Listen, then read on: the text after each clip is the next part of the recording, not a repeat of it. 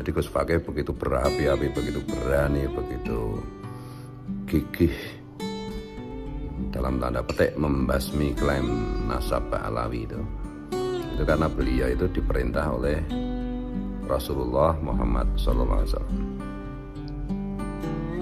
Dan ini oleh karena ini beliau tidak sedikit pun takut dengan resiko apapun, karena bagi beliau Rasulullah SAW adalah segala-galanya, adalah tujuan hidupnya. Ya, paham ya? Beliau tidak ada rasa takut sedikit pun, berbicara lantang di mana-mana, membela Kiai Jimat, Bagus Moki, saya, Kiai Sarip Rahmat dan lain-lain. Begitu luar biasa energinya, siap kemanapun, kapanpun. Itu ada sebabnya. Jadi sebenarnya ini cerita rahasia karena cerita pribadi ya. Dan ini mohon maaf ada Gus Fakih saudaraku, I love you. Saya harus cerita ini demi kepentingan publik gitu ya. Cerita ini kan relatif dalam tanda petik itu bisa dibilang apa itu halu atau bagaimana itu.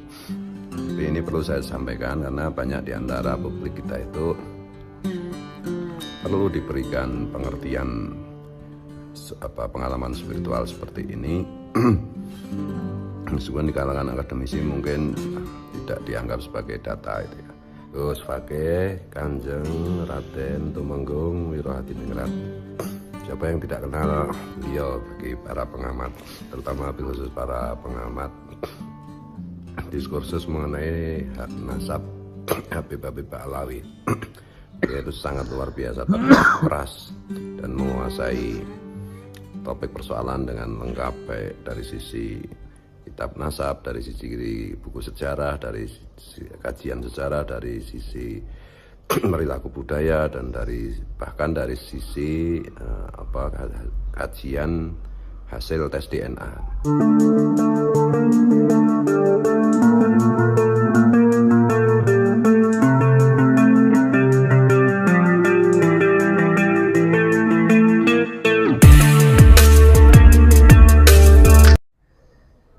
Assalamualaikum warahmatullahi wabarakatuh. Alhamdulillah, wassalatu wassalamu ala rasulillah Muhammad ibn Abdillah la nabiyya ba'dah. Wahumma salli wa sallim ala sayyidina Muhammad wa ala ali sayyidina Muhammad, amma ba'd. Saudara-saudaraku sebangsa setanah air yang kami cintai, yang kami banggakan, dimanapun Anda berada, berjumpa kembali dengan kami channel Bejo Dunya Akhirat. Sak bejo-bejane wong kang lali, isih luwih bejo wong kang eling lan waspada. Tetap NKRI harga mati. Apa yang disampaikan oleh Gus Fuad Pleret mengenai Gus Fakih Wirahadiningrat atau Kanjeng Raden Tumenggung Wirahadiningrat ini merupakan isyarah atau bahasa kerennya adalah bahasa langit. Sebenarnya rahasia, tetapi apa boleh buat, karena kita semua sudah terlanjur melangkah, dan ini sebuah motivasi, sebuah pendorong semangat kita bahwa mereka yang masif mengaku cucu Nabi, masif mengaku dzurriyyatur Rasul, hari ini masih terus-terusan bikin doktrin para muhibbinnya, sehingga mereka berani terang-terangan main mengancam, berani terang-terangan persekusi, sehingga menimbulkan ketakutan yang berlebihan di kalangan rakyat yang tidak tahu apa-apa. Ini menjadi perhatian kita semua. Nah, apa yang disampaikan Gus Fuad Pleret ini merupakan motivasi bahwa kita itu menegakkan kebenaran. Karena berlandaskan atas isyarah yang diterima oleh Gus Fakih Wirahadiningrat. Memang kalau melihat semangatnya Gus Fakih luar biasa, patut kita beri apresiasi, tak kenal takut, padahal beliau itu pernah disatroni rumahnya, dipersekusi, wah, diintimidasi, bahkan jam 2 malam digedor-gedor pintunya, terus lampu listriknya dimatikan. Ini sebuah teror yang luar biasa. Tetapi apakah menyurutkan langkah beliau? Sekali lagi tidak.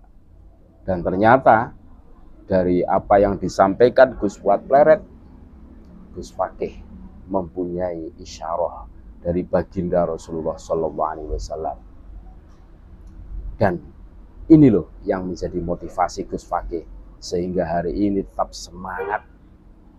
semangat untuk menegakkan kebenaran, bahwa yang hak itu hak, yang batil itu batil.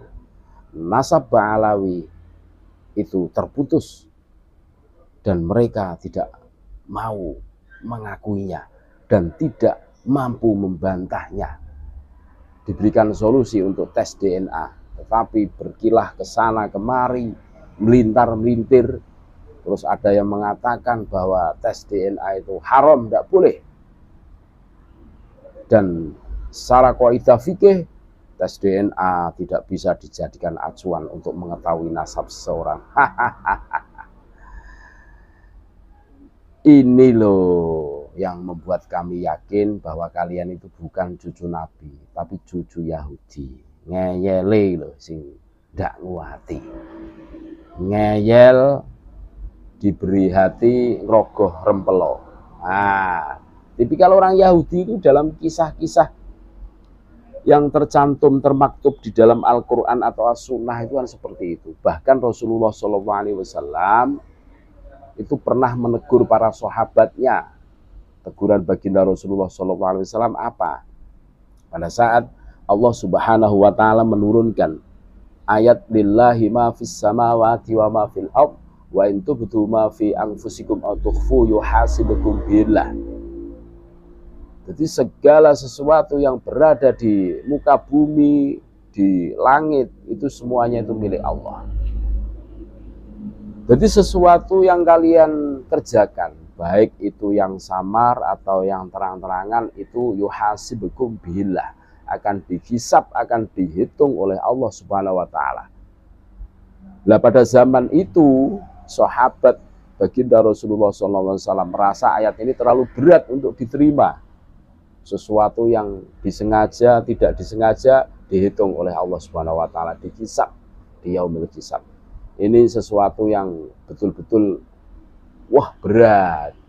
Makanya kalau dikatakan demo ya kalau era sekarang itu demo. Wadul, para sahabat itu datang ke baginda Rasulullah SAW